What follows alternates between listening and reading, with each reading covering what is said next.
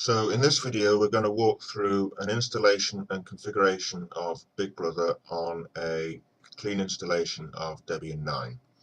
So we're currently logged in here as the root user to a clean installation of Debian 9, and the only configuration that's been done on here is setting up the IP addresses and the DNS server. There's nothing else been done, no additional software being installed.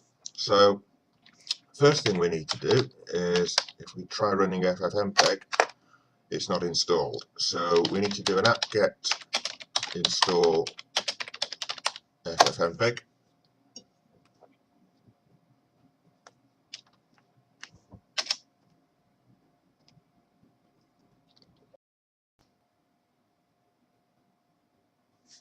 Should also point out that you might want to make the video full screen to make sure that you can see the command line output clearly. So we've now installed ffmpeg, and if we try running it, we can see that it's installed, version 3.2. The version itself isn't particularly critical. As long as you've not got a really ancient version, that's fine. The next thing we're going to do is download the BigBrother Debian package directly from the website using wget.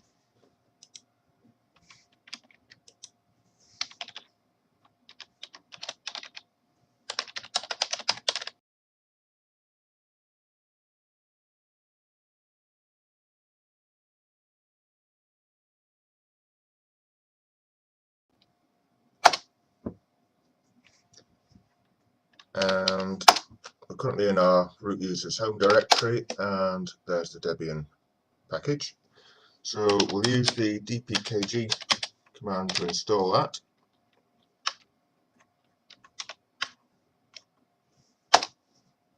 And that's going to not only install the package files but also set up a few users and groups for us. It's going to set up the username that BigBrother runs as, and it's also going to create a CCTV writers and a CCTV readers group, and that will put the installation into user local BigBrother, and we can see it there.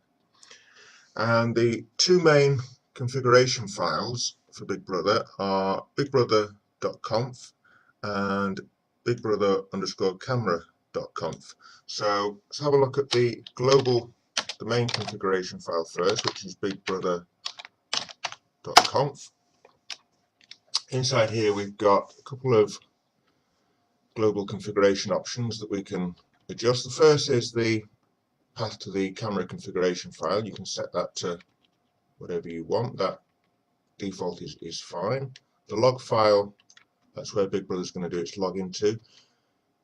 This one is crucial. That's the ffmpeg command path. That needs to be the full path to the ffmpeg program. You can't just put in ffmpeg, because at certain points when BigBrother is initializing, it won't have the full path variable in its environment variables, and so you need to give it the full path. So the first thing we need to do is check that that path there, user bin ffmpeg, is actually correct. So we'll do which ffmpeg user bin ffmpeg is the same as what we've got in the file, so that's okay. The user that BigBrother is going to run as is BigBrother. That username has been created for us during the package installation, and allow new file from web is set to true. All that does is, through the web interface, if that's set to true, you can click a button on the web interface and the existing recordings will be stopped and immediately new files will be created. That's quite handy if something's just happened and you want to go back and review your CCTV footage. If the file is still being written to, you can't open it. It won't let you. So you need to close that recording, close that file, and start a new one, so you can then open the previous file to view it. So that simply allows you to do that in a quick and easy way. So that's the main configuration file all set. Now we'll have a look at our camera configuration. This is simply one line per camera, and a few examples, a couple of examples in here. We've got the name of the camera, so in this case we've got backgate, the URL that the camera streams on.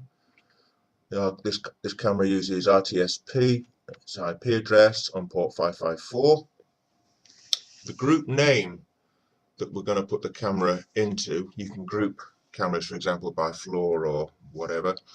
This is optional. If you don't want to put a group name in there, you can just put a star in.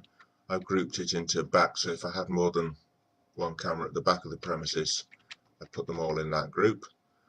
I want it to record by day, which means it will group the recordings by day of the week. It will put them into Monday directory, Tuesday directory, and so on, and it will automatically overwrite each day's recordings when it gets to the next week. So it'll do Monday's recordings this week, and then when it gets to Monday next week, all the files in that directory will be overwritten unless you've saved them elsewhere. So it automatically recycles the disk space. The next one is the format that we want to stream in. This is optional. The recording is optional as well. You can put a star in there if you don't want it to record a camera. If you just want it to restream it, you can leave the recording out. The streaming option again is optional. If you just wanted it to record, you could put an asterisk in here for no streaming. I've set the streaming here to HLS, which is HTTP live streaming. Currently that's all that's supported. That means that BigBrother will take the stream from the camera and re-encode it into HLS format, which we can then serve up using the web server, which we'll do a bit later on. And the directory where we're going to record to, which is /CCTV recordings, and the container format that the camera outputs in, which is MPEG 4. That needs to be MP4 if you're using MPEG 4 containers. So that's all correct for the camera that we've got on this test network, so that's fine.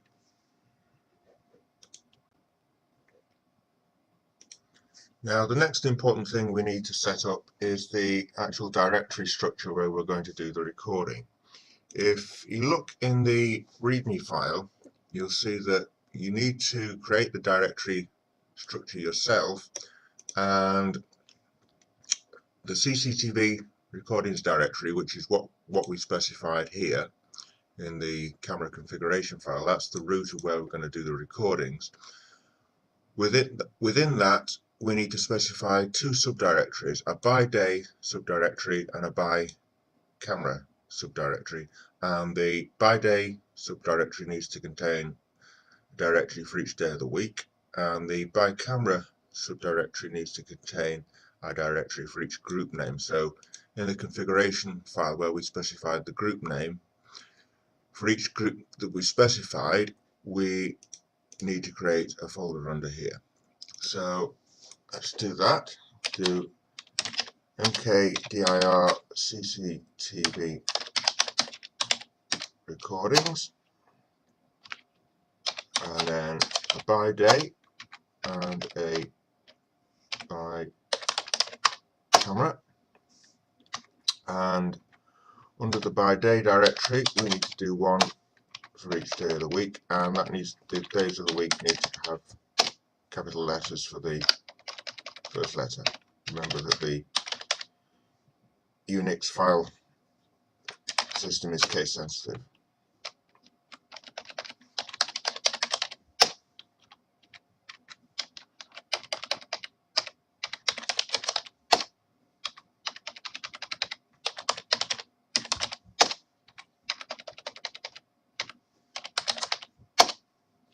And under our by camera directory, we need a folder for the group name that we specified, which was back.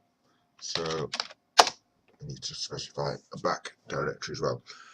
Now, the other thing that the README file tells you is that you need to set the permissions and the ownership on that directory accordingly. So the username that BigBrother runs at, which we defined in the configuration file, which is BigBrother, and we've got the two directories that the package installation created for us, CCTV viewers and CCTV writers. The ownership of the directory tree needs to be BigBrother as the user owner, CCTV viewers as the group owner, and we need to set the mode to 750. So change owner BigBrother, and the group needs to be CCTV viewers.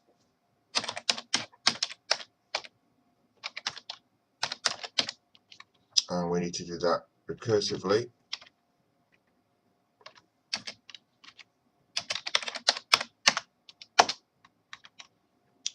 And it would help if we used an uppercase R.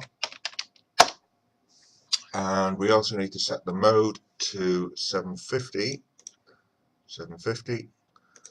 So change mode again recursively to 750. The other thing we need to do, if we look at the README file, is we need to set the set group ID bit on all of those directories. So we need to do a change mode recursive again to group plus set on CCTV recordings.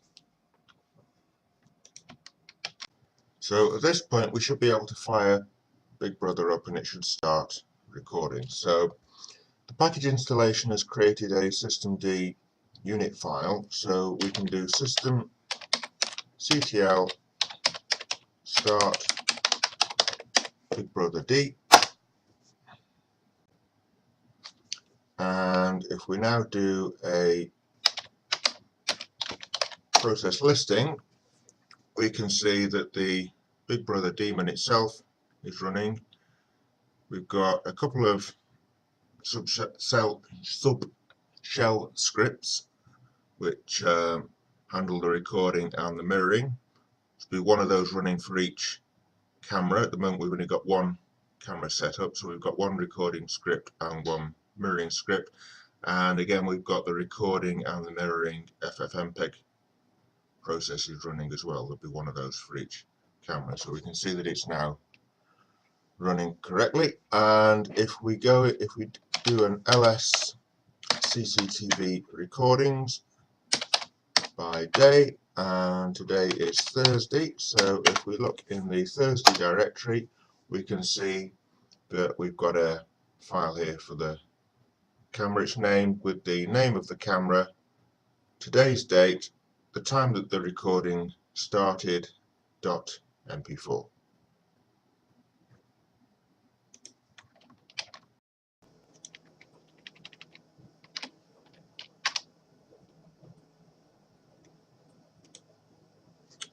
Okay, so the recording started at 1844 and I've left it running now for about 45 minutes. It's now coming up to 7:30 so that I can show you how BigBrother segments recording. So if I do an ls on that again, you can see that the first recording ran from 1844 up to 1900, and at 1900 it automatically created a new file at the start of the hour, and it will keep doing that. So at 2000 it will terminate that file and start a new one, and so on, so that you get a separate file for each hour of the day, so you can easily go through them and find what you want.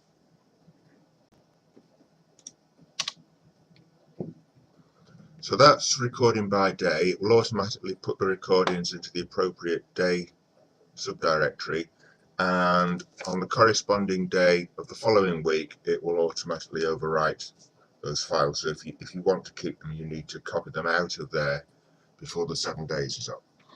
So let's have a look at the other method of recording, which is by camera. So system ctl, we can stop BigBrother D.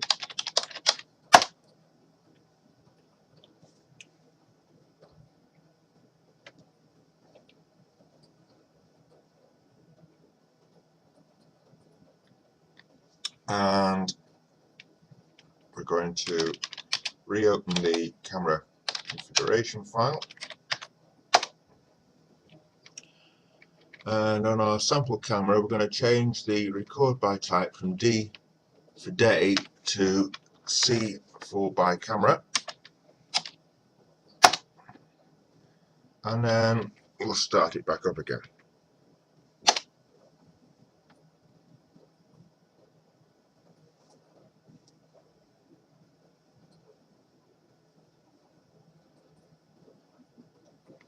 And now if we do a ls, it's now not in the by day directory, it's in the by camera directory, and it's under the group name, which was back, and we've got the file in there. Now in this case it will segment them by each hour, so this one started at 1929, it will start a new file at 2000 and then 2100 and so forth.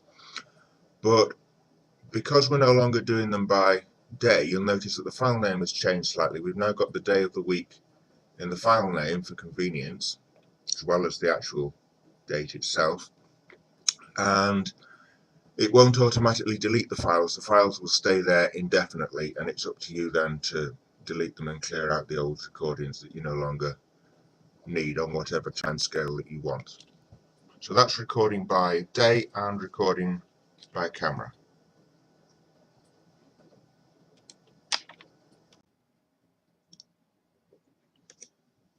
So having looked at the two options for recording, now let's have a look at the mirroring option. Mirroring is the term that BigBrother uses for taking the stream from a camera and re-encoding that and delivering it into HTTP live streaming or HLS format so that it can be accessed through a convenient web interface. It also has the advantages that if you've got your cameras on a different network, whether it be a completely separate network or a VLAN, separate VLAN, you can make the live streams from those cameras accessible by PCs on a different network, with BigBrother acting effectively as the router connecting the two networks together. So if I show you on this machine, if I do an ifconfig, so if we look at the main Ethernet interface for this machine, ETH0, we can see that its IP address is 192.168.253.220, subnet mask 255.255.255.0. So these first three bytes are identifying the network. We've got a sub-interface on a separate VLAN, ETH0.2, with a VLAN tag of 2, with the IP address 192.168.111.249, same subnet mask. So again, these 3 bytes are identifying the network, so it's on a different network and a different VLAN. This is the network that our cameras are on, and the main interface that we're going to be using for accessing the recordings and the streaming is the main VLAN interface. So we can make the stream from the cameras, which is sitting on this separate network, which otherwise would not be accessible to any PC sitting on our main network. BigBrother is going to make that stream available on this network. So the first thing we need to do is install a suitable web server. It can be any web server as long as it supports PHP. So we're going to install Apache. We'll do an apt-get install for Apache 2.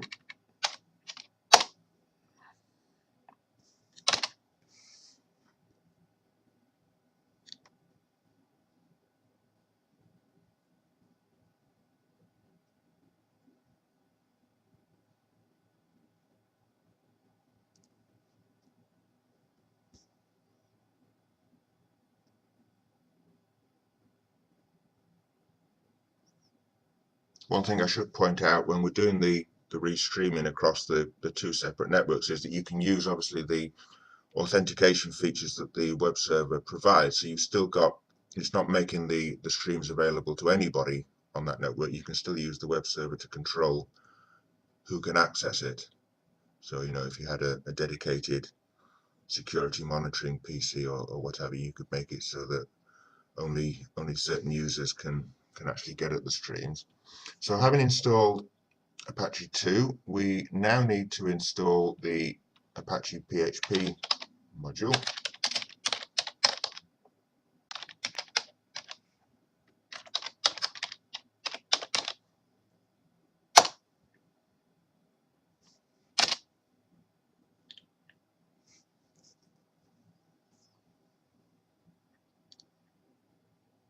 Now, in order to access the mirror of the stream, we'll need a web browser or client that can access or supports HLS. Currently, that's Microsoft Edge on Windows, Safari on macOS 10 and iPhone and iPad, and Android on,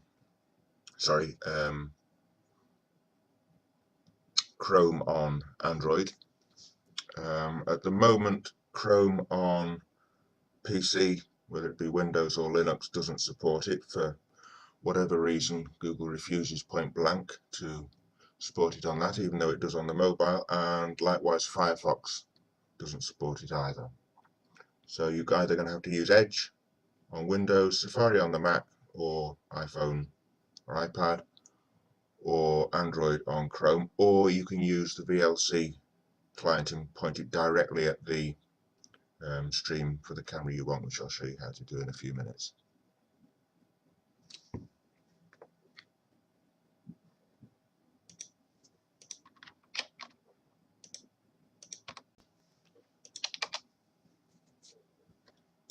Okay, so we've now got Apache and the PHP module installed. Let's double check first of all that Apache has started up. Yes, it has, so that's fine. Now we need to set up a suitable site configuration and point it at the BigBrother mirror web root directory. If we do a listing on the BigBrother directory, you'll see that there's a mirror web root directory here. This is where BigBrother puts all the files for its mirroring stream. So we need to configure Apache to serve up that directory. So let's have a look in, well actually we change into the Apache configuration directory. We've got sites available and sites enabled, and the general way that Apache works is that you define the site file in sites available and then set up a symbolic link into sites enabled, but for convenience I'm just going to put the file directly into sites enabled. So let's have a look in sites enabled, and we've got in here the configuration file for the main default site, which is, I think on Debian it points to var www/html, I think. But what we're going to do is copy that file, and we're going to call it 001 BigBrother.conf, and then we shall edit it, and we will set the document root from var www.html, which is the default web root for Apache on Debian. We're going to change that to user local BigBrother mirror web root, and we also need to, or we will probably need to configure a directory section in here.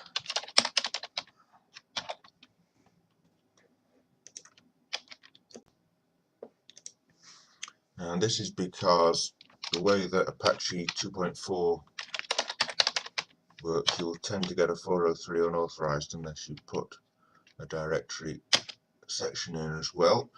So you need to do directory tag and then put the same path in.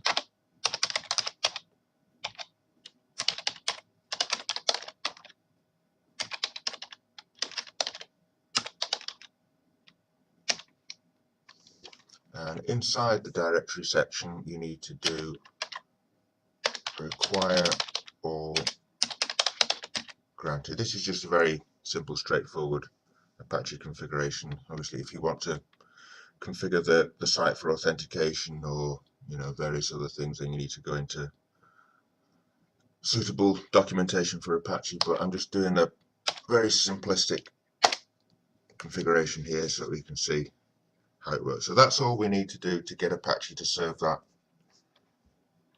mirror root directory up. Actually, I've missed something out here. We need to put in a server name line and put in the host name that we're going to use for this virtual site. I've set up a host name on my internal DNS server, which is cctvdemo.rhinehillvilla.local, which is the internal domain name that I use. So we need to put that in on the server name line and also the server alias line in order that Apache knows when it gets a request on that domain name that it's for this virtual site.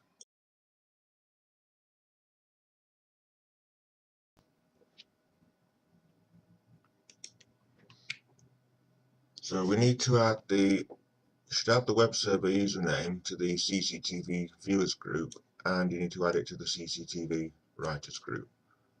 So we need to edit the group file. We need to add the www-data username to the CCTV writers and to CCTV viewers. Save that. And we'll restart Apache and bring up our web browser. And you see at the moment BigBrother's not running, so we get a message that it's not running. So we go back to here and we start it up. Systemctl start. BigBrother D.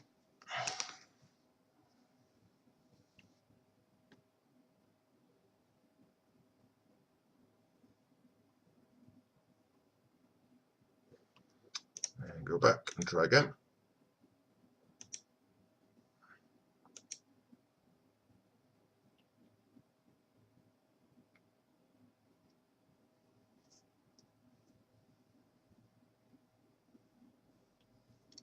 The reason we got video type not supported there was because it was still initializing the stream. There's a slight delay with the stream being generated when it first starts up.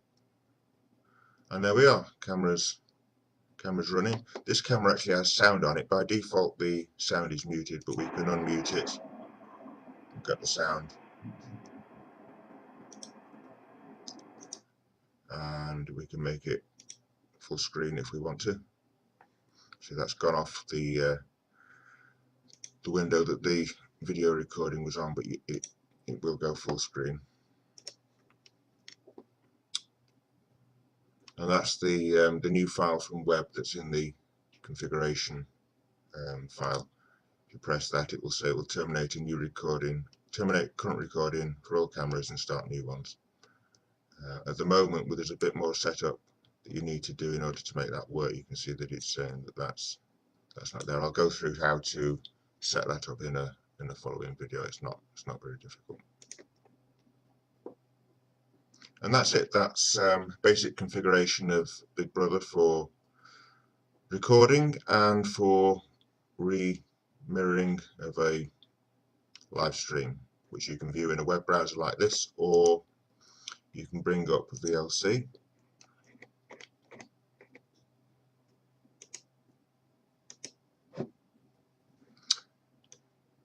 And if you go to OpenStream, and if you go to Media, Open Network Stream, and the URL is just HTTP, and then the address of the server. Remember that we've set the web server up as a virtual host using a domain name, so it won't respond on the IP address in this case, because the IP address will go to the main Apache site, not the virtual site that we've set up. So we need to use the host name that we set up, which is cctv demo.ryanhillvilla.local, and then it's / the camera name, which in our case is backgate.m3u8, which is the standard file name extension for HLS streams. Play, and there we are. That's running, and again got the sound on that, and we can make that full screen or whatever we want.